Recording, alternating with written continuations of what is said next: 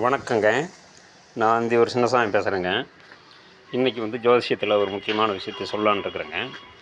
அதாவது யோகம். இது சந்திரனுடைய ஸ்புடம், சூரியனுடைய ஸ்புடம், இது எல்லாத்தையும் கூட்டிங்க 93.20ஆல் கூட்டினோம்னா ஒரு டிகிரி வரும். அந்த டிகிரிக்கு உண்டானதாக விஸ்கம்பத்திலேருந்து வயதிறுதி வரைக்கும் வருங்க. இது மாறுதலுக்கு உட்பட்டது, ஒவ்வொரு மனிதனுக்கும் மாறிட்டே இருக்கும்.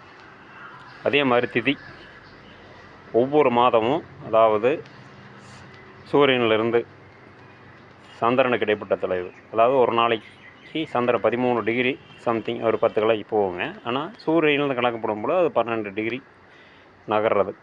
அதாவது ஒரு திதிக்கு உண்டான தூரம் என்பது 12 பாகைகள். ஆனால் திதி சூன்யம் மட்டும் ஒரே மாறிலியாக, அதாவது மாறாத, அதாவது சித்திரை மாதத்துலேருந்து பங்குனி மாதம் வரைக்கும் பிறந்தால் கூட பிரதமைக்கு எடுத்துட்டிங்கன்னு சொன்னால் மகரமும் துலாமும் தான் திதி சூன்யம் உடையும். அதே மாதிரி இப்போ சதுர்த்தசி எடுத்துட்டிங்கன்னா அது எந்த மாதத்தில் பிறந்திருந்தாலும் சரி, தனுசு மீனம் மிதுனங்கண்ணி தான் திதி சூன்யமாக சொல்கிறாங்க. இது எப்படி இருக்கும்? இப்படி இருக்கிறதுக்கு வாய்ப்பு இல்லைங்க. இது மாறுதலுக்கு உட்பட்டது. இது யாரோ ஒரு கணக்கு போட்டு சொல்லிட்டு போயிருக்கிறாங்க. பஞ்சாங்கத்தில் தொட்டு நடத்திட்டு வர்றாங்க. இது ஒவ்வொரு மாதத்திற்கும் இது மாற்றத்திற்குண்டானது.